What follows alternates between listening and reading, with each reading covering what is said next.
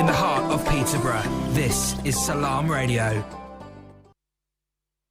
بسم اللہ الرحمن الرحیم بسم اللہ الرحمن الرحیم. السلام علیکم ورحمۃ اللہ وبرکاتہ. تمام لسنرز کو میری طرف سے خوش آمدید. پیغام قرآن کے دوسرے ایپیسوڈ کے ساتھ ہم آج حاضر ہیں اور امید ہے آپ لوگوں کو پرانا پچھلا پروگرام پسند آیا ہوگا. چھوٹا سا انٹروڈکشن. پیغام قرآن ایک منفرد پروگرام لے کے ہم سلام ریڈیو 106.2 FM پہ لے کے آئے ہیں اور اس کو آپ فیس بک اور یوٹیوب پہ لائیو بھی دیکھ سکتے ہیں. پیغام قرآن ایک منفرد کتاب جو کہ حافظ محمد رشید نعمانی صاحب جو یو کے میں کافی عرصے سے مقیم ہیں، ان کی 30 سال کی کاوشوں کا نتیجہ ہے. لوکل مسجد خدیجہ ماسک میں یہ امام ہیں اور اس کے علاوہ کافی قرآن میں انٹرسٹ رکھتے ہیں اور اس کی نتیجے میں یہ ایک قرآن ریسرچر بھی کہلاتے ہیں ماشاءاللہ. پروگرام کا انٹروڈکشن یہ ہے کہ لاسٹ ایپیسوڈ میں ہم نے اس کتاب کا تھوڑا سا بریف انٹروڈکشن دیا تھا، مختصر سا اس کا انٹروڈکشن، اور اس میں ہم نے یہ بتایا تھا کہ اس کتاب کو کس طریقے سے مرتب کیا گیا ہے اور قرآن مجید سمجھنے کے لیے یہ کس طرح اردو پڑھنے والوں کے لیے ایک مفید کتاب ثابت ہو سکتی ہے.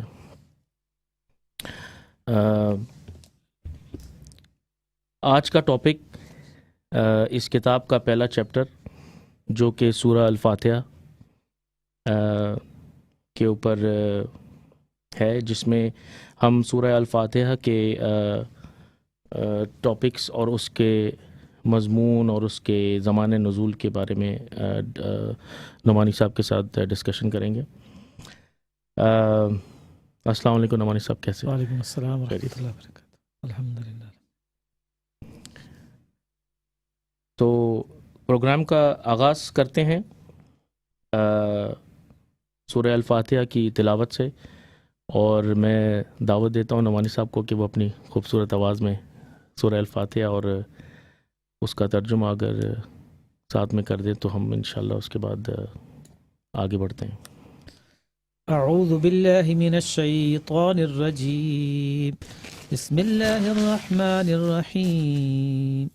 الحمد للہ رب العالمین الرحمن الرحیم مالک یوم الدین ایاک نعبد و ایاک نستعین اهدنا الصراط المستقیم صراط الذین انعمت علیہم غیر المغضوب علیہم ولا الضالین. آمین. آمین. میں شیطان مردود کے شر سے بچنے کے لیے اپنے آپ کو اللہ رب العالمین کی پناہ میں دیتا ہوں اور شروع کرتا ہوں اللہ سبحانہ و تعالیٰ کے بابرکت نام سے جو انتہائی مہربان اور نہایت رحم فرمانے والا ہے. تمام تعریفیں اللہ رب العالمین کے لیے ہیں جو سارے جہانوں کا رب یعنی پالنے والا ہے، انتہائی مہربان اور بےحد رحم فرمانے والا ہے، جزا و سزا کے دن کا وہ اکیلا مالک ہے. اے اللہ، ہم صرف تیری ہی عبادت کرتے ہیں اور صرف تجھ ہی سے مدد طلب کرتے ہیں. اے اللہ، ہمیں سیدھا راستہ دکھا اور اس پر چلا، ان لوگوں کا راستہ جن پر تو نے انعام کیا، اور ان لوگوں کے راستے پر نہ چلا جن پر تیرا غضب ہوا، اور نہ ان لوگوں کے راستے پر جو گمراہ ہوئے. جزاک اللہ شیخ. جیسا کہ آپ سب جانتے ہیں سورہ الفاتحہ ہم ڈیلی 5 وقت نماز میں ہر نماز میں پڑھی جاتی ہے، اور میرا انالیسز اور میرا سارٹ آف دعویٰ ہے کہ ہم زیادہ تر جو مسلمان ہیں ان کو اس کا مفہوم یا اس کا ورڈ ٹو ورڈ میننگ نہیں پتہ ہے. تو انشاءاللہ اس پروگرام کے ذریعے ہمارا مقصد ہے کہ قرآن کو سمجھ کے ساتھ پڑھا جائے اور اس کے مفہوم کو سمجھا جائے اور قرآن کو اپنی زندگیوں میں لایا جائے. تو نمائی صاحب جزاک اللہ آپ کی تلاوت اور ترجمہ کا. تو سب سے پہلے ہم شروع کرتے ہیں اس سورہ کی زمان نزول. تو سورہ الفاتحہ جو ہے وہ کس زمانے میں نازل ہوئی اور اس کا تھوڑا سا بیک گراؤنڈ اگر آپ لسنرز کو دیں اور ویورز جو ہمارے دیکھ رہے ہیں فیس بک اور یوٹیوب پہ. تو اس کے ساتھ ساتھ پھر ہم آگے ماشاءاللہ جو آپ نے کتاب کو ترتیب کیا اسی سلسلے کے ساتھ آگے بڑھیں گے. جی نبی اکرم صلی اللہ علیہ وآلہ وسلم کی عمر مبارک جب 40 سال ہوئی تو آپ پر پہلی وحی نازل ہوئی، اقرأ بسم ربک الذی خلق. تو سورہ الحق کی پہلی 5 آیات. اس کے بعد پھر سورہ مدثر کی اور سورہ مزمل کی اور سورہ القلم کی ابتدائی آیات یہ نازل ہوئی، لیکن وہ پوری صورتیں نہیں تھیں بلکہ کچھ آیات تھیں. تو ان چند آیات کے بعد جو ہے نا جو پہلی مکمل صورت جو نبی اکرم صلی اللہ علیہ وسلم پہ نازل ہوئی ہے وہ سورۃ الفاتحہ ہے. اور یہ جو صورت ہے یہ بالکل ابتدائی جو 3 سال ہیں جس میں نبی اکرم صلی اللہ علیہ وسلم نے بھی علانیہ تبلیغ شروع نہیں کی تھی، پبلک میں ابھی آپ نہیں گئے تھے، بلکہ آپ ایک فرد سے لے کر اپنے دوست احباب فیملی ممبرز کو دعوت دے رہے تھے. جی یہ جو زمانہ ہے یہ دراصل 1 سے 3 نبوی کا زمانہ کہلاتا ہے، یعنی پہلے 3 سال. اور اس میں جو ہے نا وہ خاص طور پر یہ ہے کہ نبی اکرم صلی اللہ علیہ وسلم نے عام طور پہ علانیہ دعوت نہیں دی بلکہ خفیہ طور پر ایک فرد کے پاس جا کے اپنے رشتہ داروں کے پاس جا کے دعوت دی. اس زمانے میں سورۃ الفاتحہ جو ہے وہ نازل ہوئی ہے. گویا کہ یہ ایک تو مکی صورت ہے، جی. دوسرا یہ کہ مکے کا جو بالکل ابتدائی زمانہ تھا جب نبی اکرم صلی اللہ علیہ وسلم نے اپنی دعوت کا آغاز کیا تھا، تو اس زمانے میں سورہ فاتحہ جو ہے وہ نازل ہوئی ہے اور یہ کمپلیٹ صورت کی شکل میں نازل ہوئی ہے. جی. اس کے بہت سارے فضائل بھی ہیں تو اس پہ انشاءاللہ بعد میں بات کرتے ہیں. اچھا، نیکسٹ جو اس میں مضمون ہے، جو ٹاپک ہے، اس پہ ہم ڈسکس کرتے ہیں. آپ پہلے ہم فضائل پہ ڈسکشن کر لیں. صحیح، بالکل. سورہ الفاتحہ کے فضائل، تو اس کے بارے میں نعمانی صاحب آپ اگر تھوڑا اس پہ روشنی ڈالیں تو.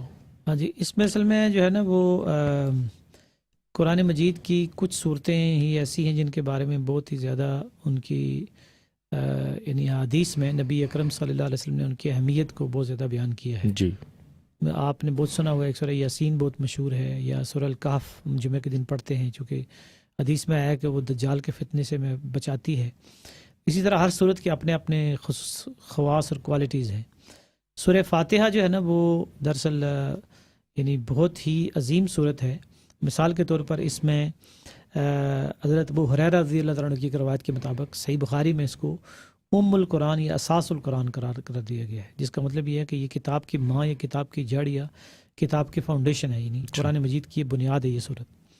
اسی طرح اس کو جو ہے نا وہ مختلف حدیث میں اس کو مختلف نام دیے گئے، جیسے الشافیہ یا الکافیہ، کہ یہ شفا دینے والی صورت ہے، یہ کافی ہے یعنی ہر ضرورت کو پورا کرنے والی ہے. جی. مثال کے طور پر سورہ اس میں صحیح بخاری میں ایک حدیث ہے جس میں یہ کہا گیا ہے کہ ایک فرشتہ اس نے آ کر خصوصی طور پہ نبی اکرم صلی اللہ علیہ وسلم کو یہ خوشخبری دی کہ آپ کو 2 نور مبارک ہوں جو آپ سے پہلے کسی نبی کو نہیں دیے گئے، اور وہ ہے سورۃ الفاتحہ اور سورۃ البقرہ کی آخری کتاب. سبحان اللہ. اور اس میں یہ الفاظ بھی ہیں کہ اس میں سے جو بھی آپ تلاوت کریں گے تو وہ آپ کو دیا جائے گا، یعنی جو بھی آپ مانگیں گے کوئی دنیا کی نعمت یا آخرت کی نعمت سورۃ الفاتحہ کو تلاوت کر کے، تو یا سورۃ البقرہ کی آخری 2 آیات.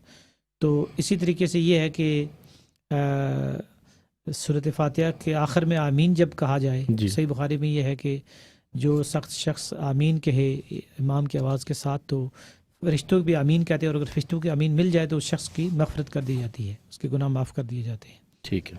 تو یعنی اسی طریقے سے ایک حدیث یہ ہے حضرت ابی ابن کعب سے کہ اس طرح کی صورت نہ تو تورات میں نازل کی گئی ہے، نہ انجیل میں، نہ ہی قرآن میں اس طرح کی کوئی صورت ہے. جی. کیونکہ سورۃ الفاتحہ ایک بہت ہی جامع صورت ہے، مختصر ہے، لیکن یہ ہم کہہ سکتے ہیں کہ یہ پورے قرآن مجید کا خلاصہ اس کے اندر رکھ دیا گیا ہے۔ Very good. اچھا، ایک سوال جو میرے ذہن میں آیا وہ یہ کہ آپ نے نوٹ کیا ہوگا، میں نے بھی نوٹ کیا ہے کہ کچھ لوگ آمین جو ہیں وہ زور سے پڑھتے ہیں اور کچھ دل میں پڑھتے ہیں اور کچھ بہت دھیمی سی آواز میں پڑھتے ہیں۔ تو اس کے بارے میں کوئی کنفیوژن ہے، یا اگر اس کو آپ کلیئرفائی کر دیں کہ آمین پڑھنا کس طرح چاہیے اور اس کے لیے کیا احکامات ہیں، یا کس طرح سے حدیث یا قرآن میں اس طرح کی کوئی ایسی بات آئی ہے جس سے ہم ایٹ لیسٹ لسنرز کو اس میں ہیلپ آؤٹ کریں؟ کیونکہ میرے جس طرح مجھے ایک کوشچن آیا تو ہو سکتا ہے زیادہ تر ہمارے جو اردو پڑھنے والے سننے والے اور مسلمان جو ہیں وہ ان کے ذہن میں کوشچن آتا ہوگا۔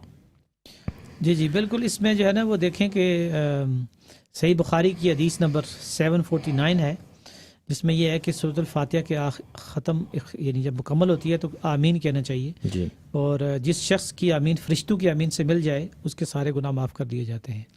اس میں جو بہتر طریقے طرز عمل ہے نا وہ یہ ہے کہ اس میں میانہ روی اختیار کی جائے، جی، یعنی نہ تو بالکل ہی دل میں پڑھے اور نہ ہی بہت اتنی زور سے پڑھیں کہ باقی لوگ ڈسٹرب ہو جائیں۔ جی جی جی، تو خیر الامور اوسطھا، جو بہترین امور ہیں وہ میانہ روی ہے۔ میانہ روی۔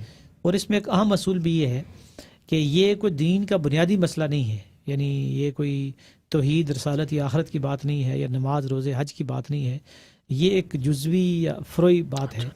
تو اس پہ اگر کوئی ایک طرح کا ہے اختلاف رائے تو اس کو برداشت بھی کرنا چاہیے، جی، اور ایک اصول ہمیں لینا چاہیے کہ ہمیں جو ہے نا دوسرے کی رائے کا احترام کرنا چاہیے۔ جی، اگر کوئی فرد یہ سمجھتا ہے کہ اونچی آواز سے پڑھنا چاہیے تو ہمیں اس کا بھی احترام کرنا چاہیے، کوئی سمجھتا ہے کہ اگر ہمیں کم آواز میں پڑھنا چاہیے تو اس کی رائے کا بھی احترام کرنا چاہیے۔ بہت اچھا جواب، بہت ہمیں اچھا۔ آپس میں ایک دوسرے کے ساتھ اس پہ اختلاف یا لڑائی جھگڑے نہیں کرنے چاہیے۔ نہیں نہیں، بالکل بھائی چارہ ہونا چاہیے اور تمام مسلمانوں کو ایک دوسرے کو رسپیکٹ دینی چاہیے، بالکل اور اس طرح کے معاملات میں جو ہے کچھ ایشوز اٹھانے نہیں چاہیے، because it's not a very big issue as جیسے آپ نے ایکسپلین کیا۔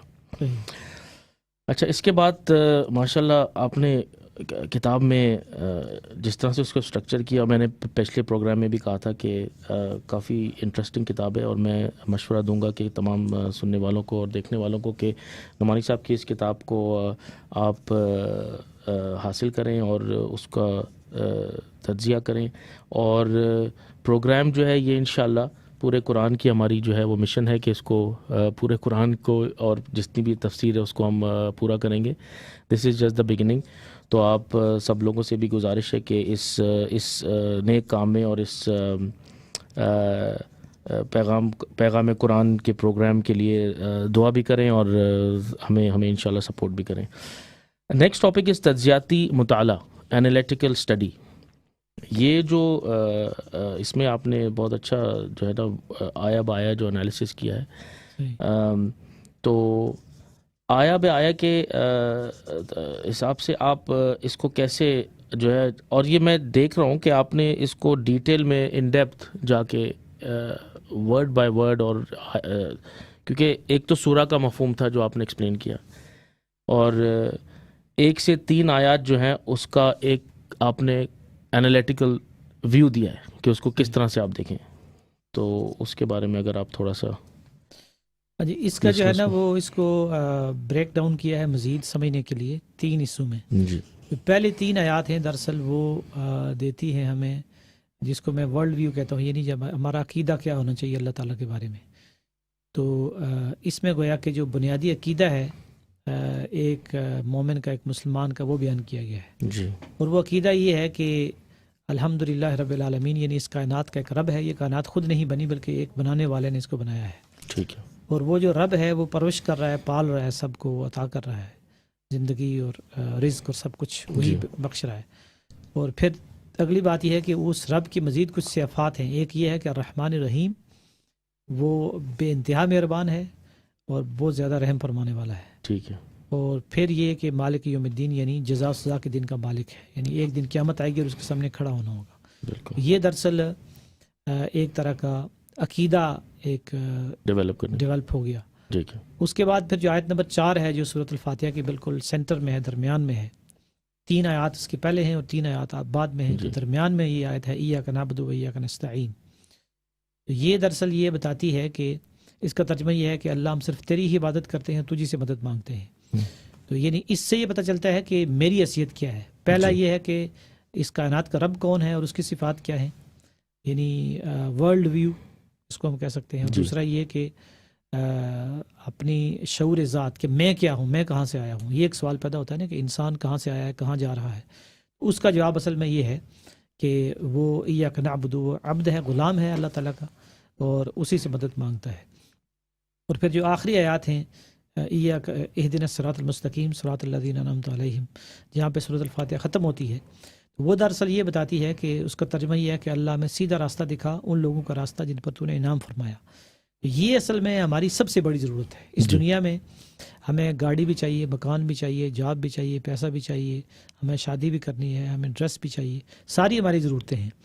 لیکن جو سب سے بڑی ضرورت ہے ہماری وہ ہے ہدایت کی، کہ ہمیں یہ پتہ چل جائے کہ ہم نے دنیا میں زندگی کیسے گزارنی ہے، مقصد کیا ہے زندگی کا مقصد کیا ہے۔ تو وہ واضح ہو گیا کہ ایاک نعبد و ایاک نستعین، مقصد ہماری زندگی کا اللہ تعالیٰ کی عبادت اور بندگی ہے، اور ہماری سب سے بڑی ضرورت یہ ہے کہ ہم اللہ سے ہدایت کی دعا مانگیں، صراط مستقیم کی دعا مانگیں۔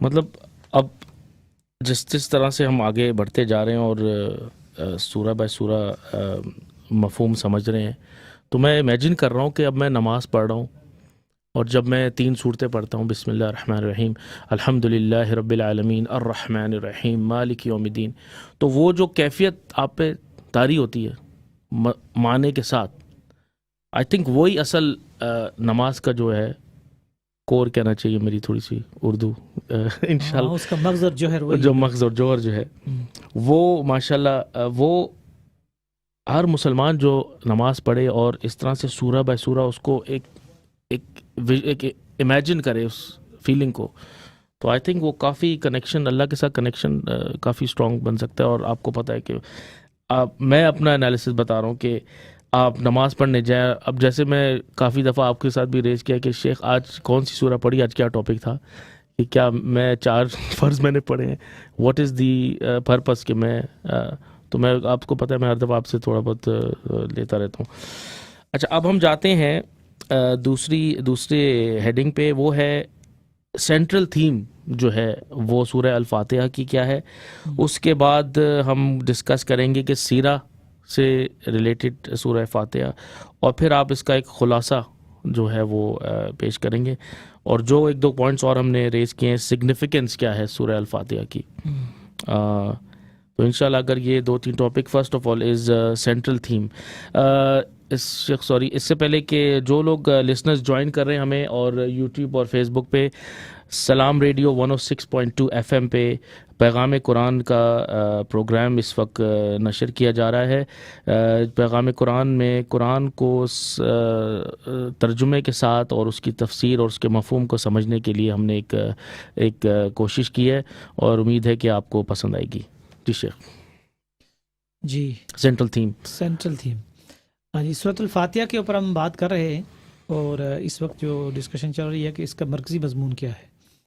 تو ویسے تو یہ ہے کہ سورۃ الفاتحہ اصل میں ہے کیا؟ سورۃ الفاتحہ یہ ہے کہ ایک عقل مند، ایک ذہین، ایک میچور شخص جب وہ اس کائنات پہ غور کرتا ہے اور دیکھتا ہے کہ ایک وسیع آسمان ہے، اس کے اندر کہکشائیں ہیں، اس کے اندر ستارے ہیں، سیارے ہیں، وہ بڑے منظم انداز سے یہ نظام چل رہا ہے، پھر اس کے اوپر زمین ہے، زمین کے اوپر ہم بستے ہیں، اس میں طرح طرح کے اللہ تعالیٰ کی نشانیاں ہیں، پہاڑ ہیں، درخت ہیں، دریا ہیں، تو وہ جو ہے نا ایک طرح سے اوور ویلم ہو جاتا ہے، اس کو یہ یقین ہو جاتا ہے کہ کوئی پیدا کرنے والا کوئی ہستی ہے، لیکن وہ اس کے پاس الفاظ نہیں ہے کہ اس کو بیان کرے کہ کیسے اس ذات کو جس کو وہ پہچان گیا ہے، اس کا دل گواہی دے رہا ہے کہ ایک ہستی نے یہ سارا کچھ بنایا ہے، تو وہ ہستی کیا ہے اور اس کی ہستی سے میرا تعلق کیا ہے۔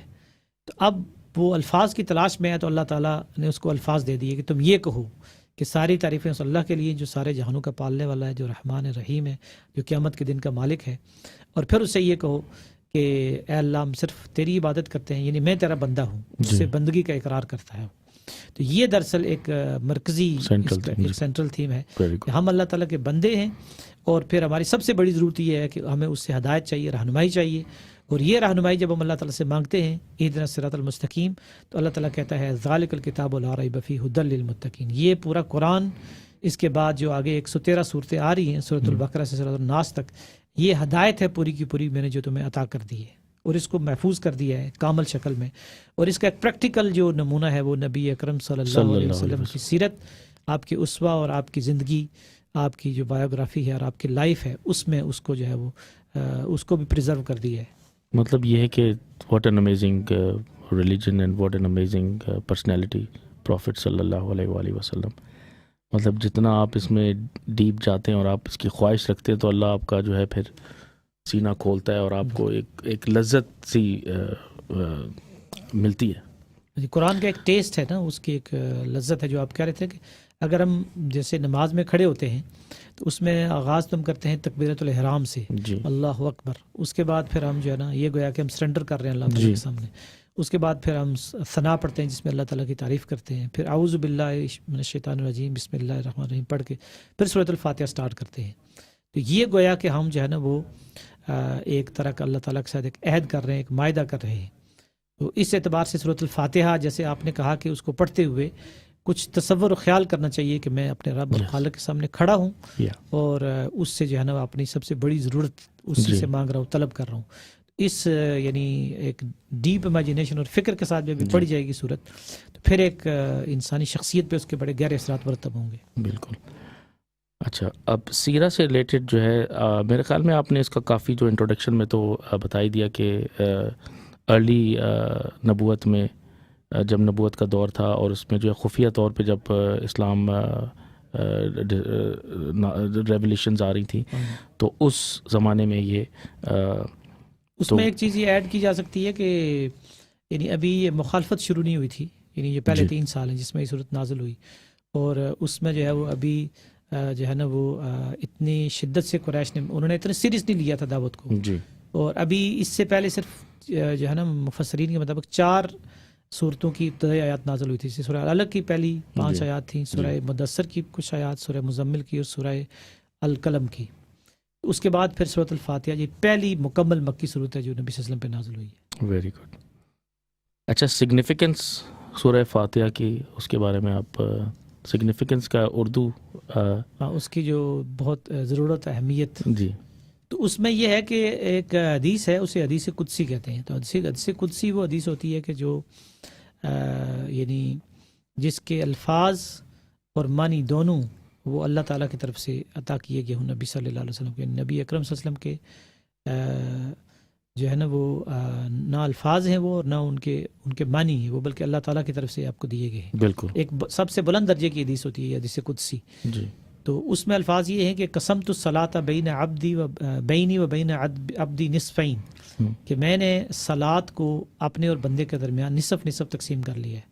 صلاۃ سے مراد اس سے سورۃ الفاتحہ ہے جی، چونکہ سورۃ الفاتحہ اگر نماز میں نہ پڑھی جائے تو نماز نہیں ہوتی. بالکل. تو قسمت الصلاۃ بینی و بین عبدی نصفین، کہ میں نے جو ہے نا سورۃ الفاتحہ کو اپنے اور بندے کے درمیان آدھا آدھا تقسیم کر لیا ہے. جب بندہ میری تعریف کرتا ہے، جب کہتا ہے الحمدللہ رب العالمین، اللہ تعالیٰ جواب میں کہتا ہے کہ حمدانی عبدی. جب بندہ کہتا ہے الرحمن الرحیم مالک یوم الدین، تو اللہ تعالیٰ کہتا ہے کہ مجدانی عبدی، میرے بندے نے میری شان بلند کی. جب بندہ کہتا ہے کہ مطلب ایک کنورسیشن ہے، یعنی ہم ادھر سے بول رہے ہیں اور ادھر سے اللہ تعالیٰ جواب دے رہے ہیں. مطلب یہ بھی ایک، اگر آپ اس طرح بھی اس کو ویژولائز کریں تو آپ خود ہی سوچیں کہ آپ نے کچھ پڑھا اور وہاں سے جواب آ رہا ہے اور آپ کو پتہ ہے کہ اس کا جواب جو ہے وہ اللہ تعالیٰ نے کس خوبصورتی سے جو ہے آپ کو، تو ایک عجیب سی فیلنگ پیدا ہوتی ہے ماشاء اللہ. ایک ڈائلاگ اور مکالمہ ہو جاتا ہے نا. جی جی جی. کئی دفعہ جو ہے وہ حضرت عمر بن عبدالعزیز جو ایک بڑی مشہور شخصیت ہے جنہیں 5واں خلیفہ راشد بھی کہا جاتا ہے، جی، تو بنو امیہ سے یہ تھے، لیکن یہ ہے کہ بہت ہی عظیم شخصیت تھی ان کی. تو ان کے بارے میں یہ روایت میں آتا ہے ان کی جو لائف ہسٹری ہے کہ یہ ایک آیت پڑھ کے رک جاتے تھے الحمدللہ رب العالمین، تو ٹھہر جاتے تھے، وقفہ کرتے تھے. پھر دوسرا، تو کسی نے پوچھا کہ اب کیوں ایسا کرتے تھے؟ انہوں نے کہا کہ میں انتظار کرتا ہوں کہ میرا رب مجھے جواب دے رہا ہے یا نہیں، کیونکہ کنورسیشن چل رہی ہے. سبحان اللہ.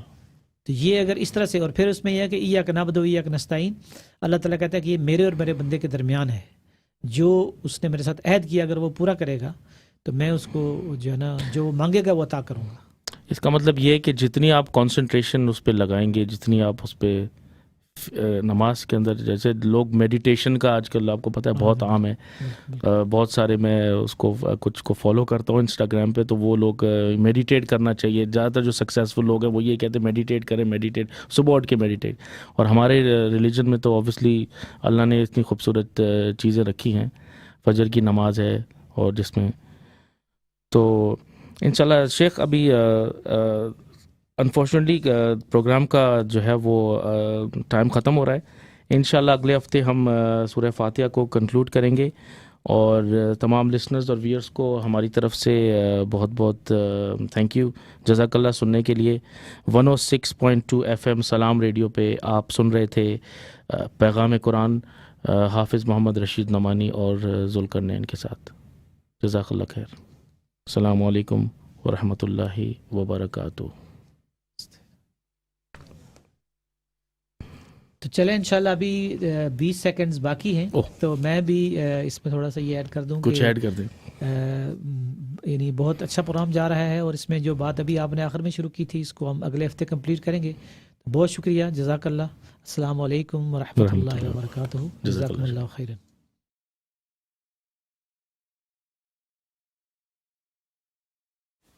اس ویڈیو کو اپنے دوستوں کے ساتھ ضرور شیئر کریں.